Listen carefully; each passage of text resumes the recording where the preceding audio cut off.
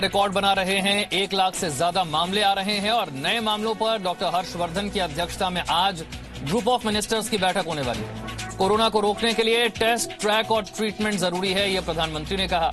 PM Modi ने संपूर्ण lockdown की संभावना से इनकार किया है, लेकिन हर रोज देश में बढ़ रहे कोरोना मामलों पर चिंता भी जताई है। देश में हर रोज करीब 1 लाख से ज्यादा नए मामले आ रहे हैं और इन्हें रोकने के लिए डॉक्टर हर्षवर्धन की अध्यक्षता में आज ग्रुप ऑफ मिनिस्टर्स की बैठक होने वाली है।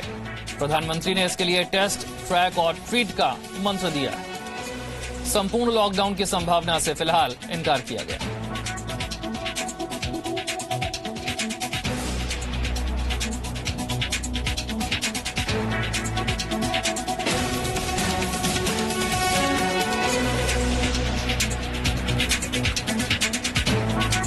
देश में अलग अलग राज्य सरकारें अपने अपने तरीके से पाबंदियां लगा रही हैं, सख्ती कर रही हैं और संक्रमण को फैलने से रोकने की कोशिश की जा रही है। तो प्रधानमंत्री ने कल मुख्यमंत्रियों के साथ बैठक में कोरोना को हराने के लिए कई अहम सुझाव दिए। सबसे पहली बात, टेस्ट, ट्रैक और ट्रीट ज्यादा से ज्यादा होना चाहिए, ज्यादा से ज्यादा वैक्सीनेशन किया जाना चाहिए। माइक्रो कंटेनमेंट जोन बनाने पर जोर दिया गया है और लापरवाही ना बरती जाए। ये 4 अहम बातें जो प्रधानमंत्री की तरफ से की गई।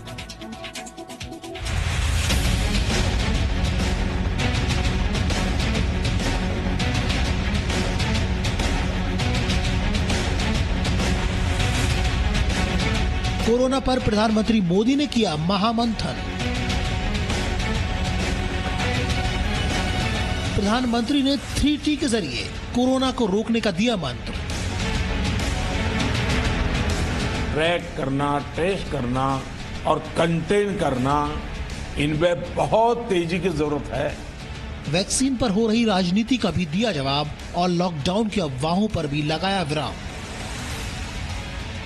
जी हां, कोरोना पर प्रधानमंत्री मोदी ने गुरुवार को सभी राज्य और केंद्र शासित प्रदेश के मुख्यमंत्रियों के साथ मैराथन बैठक की।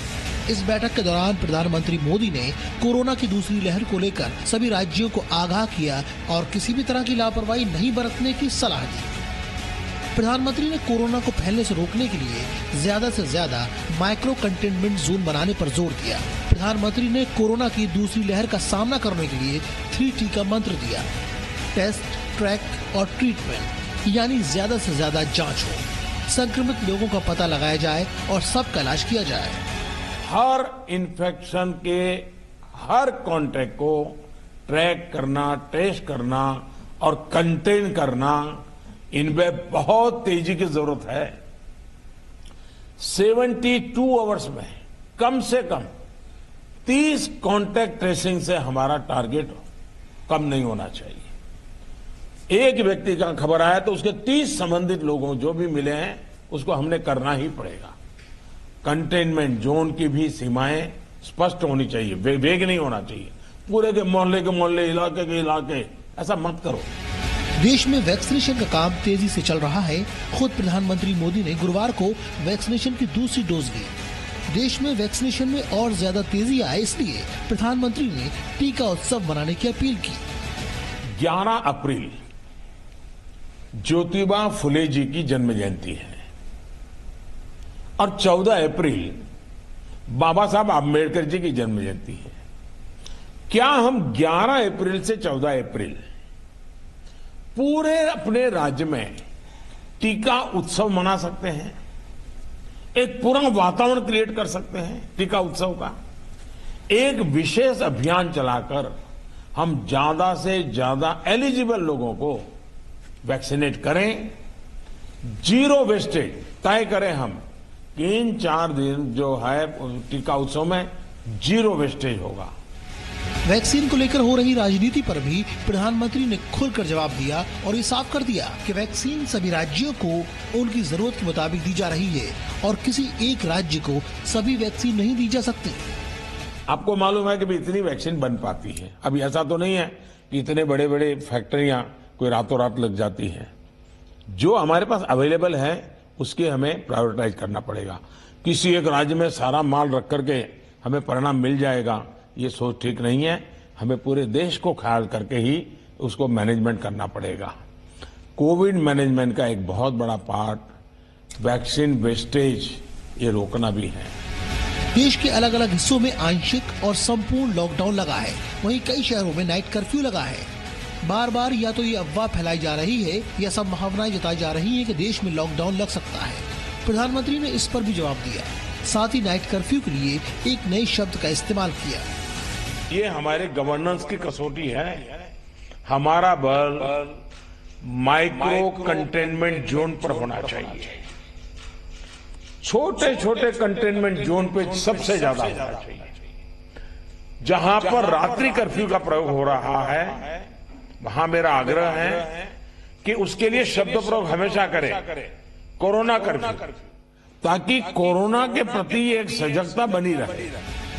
2020 के मुकाबले 2021 में कोरोना काफी तेजी से फैल रहा है। दूसरी लहर ज्यादा खतरनाक है, लेकिन देश अब कोरोना से परिचित है। वैक्सीनेशन का कार्यक्रम जारी है और लोगों को पता है कि हमें कैसे बचाव करना है। इसलिए प्रधानमंत्री लगातार कह रहे हैं कि लापरवाही नहीं बरतिए और अगले कुछ हफ्ते सचेत रहिए, जिससे कोरोना की दूसरी लहर के संकट से देश आसानी से निकल जाए। ब्यूरो रिपोर्ट, जी मीडिया। बेंगलुरु, मैसूर सहित कर्नाटक के 8 जिलों में नाइट कर्फ्यू लगा। जम्मू, श्रीनगर, बारामूला सहित जम्मू कश्मीर के 8 जिलों में नाइट कर्फ्यू लगा है। गौतम बुद्ध नगर, गाजियाबाद जैसे यूपी के 8 शहरों में भी नाइट कर्फ्यू है। भोपाल के कुलार में 9 दिनों का लॉकडाउन लग गया है। अलग अलग राज्यों में राज्य सरकारों की ओर से सख्ती बढ़ाई जा रही है, पाबंदियां लगाई जा रही हैं ताकि संक्रमण की रफ्तार को रोका जा सके। बेंगलुरु, मैसूर सहित कर्नाटक के 8 जिलों में नाइट कर्फ्यू है। इसी तरह से जम्मू, श्रीनगर, बारामूला सहित जम्मू कश्मीर के 8 जिलों में नाइट कर्फ्यू है। उत्तर प्रदेश के भी 8 जिले, जिनमें गौतम बुद्ध नगर है, गाजियाबाद है, यहां भी नाइट कर्फ्यू है। इसके अलावा भोपाल के कुलार में 9 दिनों के लिए लॉकडाउन लगा दिया गया है। और मुंबई के धारावी में कोरोना के रिकॉर्ड नए मामले सामने आए हैं। पहली बार धारावी में 24 घंटे में कोरोना के 99 नए मरीज मिले। धारावी वो इलाका है जहां बेहद सघन बस्ती है, जो आबादी का घनत्व है वो बहुत ज्यादा है। ऐसे में अगर यहां कोरोना संक्रमण की रफ्तार बढ़ती है तो इस पर काबू पाना बहुत मुश्किल होगा। पिछले साल कोरोना की जब पहली वेव थी, उस दौरान धारावी में कोरोना संक्रमण को सफलता से काबू पा लिया गया था, लेकिन इस बार की दूसरी वेव में संक्रमण बहुत तेजी से बढ़ रहा है। और कोरोना की इस दूसरी लहर में धारावी में संक्रमण पर कैसे काबू पाया जाता है, ये बहुत अहम होगा कि मुंबई में आगे संक्रमण न फैले। इसके लिए जरूरी है धारावी में से रोका जाए।